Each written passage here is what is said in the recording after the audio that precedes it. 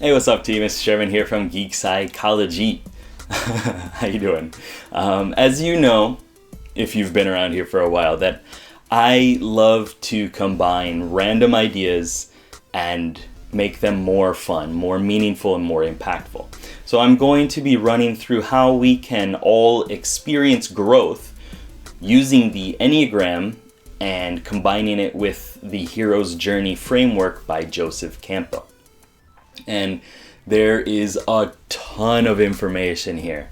So I'm going to suggest that you read the blog transcript and you really take your time combining it with your own Enneagram type.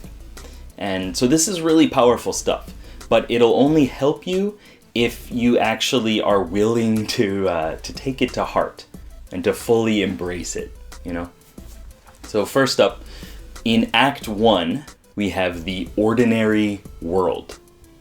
This is kind of where the movie starts, where the journey starts. And we exist now, semi-content in this world.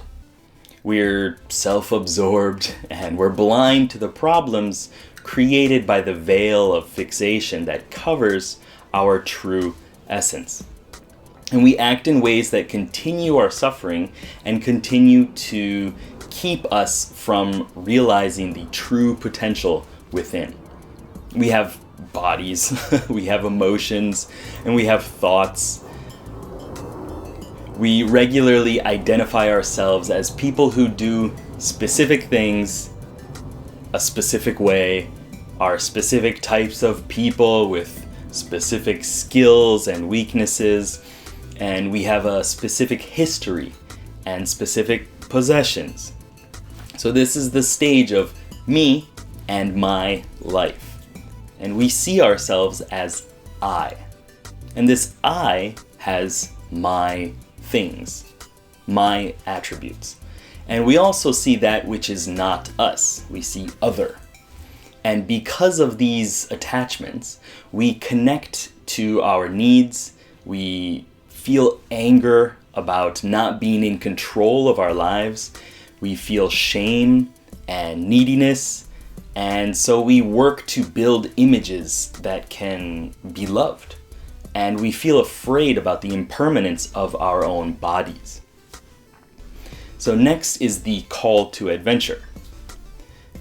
We can see that, we are more than we currently are. So in another sense, we are more than we see ourselves as. Abraham Maslow said that what a man can be, he must be.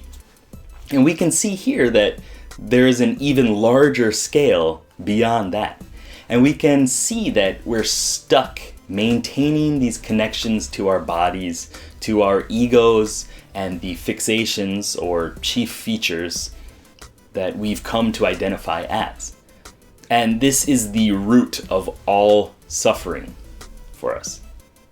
And we are no longer satisfied in this stage. So next is the refusal of the call. The holy idea of our type, also called the higher mind, allows us to dissolve and transcend the ego. But initially it feels like it must be superficially maintained through our defense mechanism. So as a quick example, for nines, our holy idea is love. And in order to stay positive, peaceful, and loving, we don't fight. We don't express ourselves, and we fall asleep to the fixation through the defense mechanism of self-narcotization. We rely on avoiding conflict by not being present. This essentially is the refusal of the call. So we can see the potential within us that's buried in the vices or by the vices, also known as passions. Vices are passions. And these are what is fueling the fixations. And we can think, we think we're moving closer to happiness, but we're actually planting our feet in defiance of breaking the image that we have of ourselves. the ego. And we've conditioned ourselves for so long that it's really hard to not identify with me and my life. It's so hard to break, so we refuse the call. We retreat back to our bodies, our shame, and our fear. We find ways to justify staying here in the ordinary world. And our vices run rampant within us, and we defend the fixation. The next stage, meeting with the mentor. So we encounter someone who can give us advice on what to do. And through this mentor, we become inspired. We are enabled to have a deeper awareness underneath all these illusions that we come in contact with daily. We can become one with everything by being empty. And when we are not connected to any false ideas of who we are, we can fill ourselves with pure love for all things. And the mentor can come in many forms. It doesn't have to really be a personal connection with someone. It could be like Tony Robbins, or it could be your future self, the universe, an experience that you're truly grateful for, the infinite wisdom in books and online resources, and the list goes on and on and on. It just has to be inspiring. And this is the hero that we look up to for strength and for guidance. It's the initial push that points us in the right direction towards freedom. That's Act 1. Now Act 2 starts with crossing the first threshold. So we gather our team of real allies and the symbolic allies of our cognitive functions, represented by the archetypal heroes that I've talked about in other videos. And with the aid of our team, we set off on our long journey to dissolving our ego. This allows us to be pure and connected to the holy idea of our Enneatype. And we begin our quest in the new world. We are more and more aware of how our passions are destroying the metaphorical world that we live in. So as long as the idea that we are separate from the world exists, then the fixation's power grows stronger and stronger. We need to cut off that idea. So tests, allies, and enemies. We learn the rules of the new world. And during this time, we make allies with people on similar journeys. And our allies level up. We also gain skills. We find more areas in our lives where evil has spread. And our shadow stalks us as we journey through anger, embrace hurt and sadness, accept fear, and are nearly drowned in despair. But we no longer run from those states. This is where we don't act against them, and we also don't suppress them either. Here, we learn that it's all part of the journey to essence. And this new world is different and refreshing in the idea that it doesn't exist in the same way that we are accustomed to. Now, the approach. This is where our awareness has led us. We prepare to take the final steps into and through the black hole.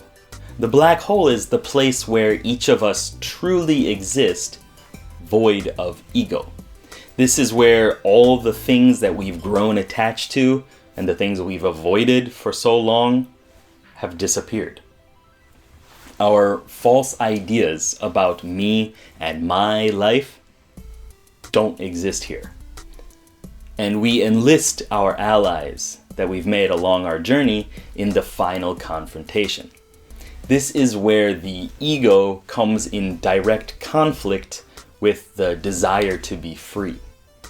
Enemies grow stronger, threats seem unsurpassable, and yet, despite the fear and the struggles, we are ready to take the ultimate risks in order to save the world and our souls.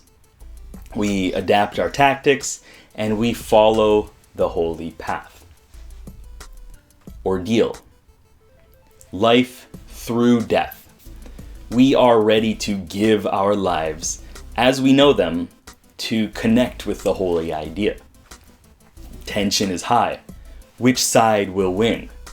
Do we retreat back to the fixation, or do we embrace the basic trust that everything will work out? Do we trust that we have the strengths, the awareness, and the support needed to release ourselves into the black hole? The reward. We pass through the black hole and all is quiet. We are connected with the essence of the universe. Everything is still as we sink in. All exists and doesn't exist at the same time. And we, as defined by our egoic personality, die.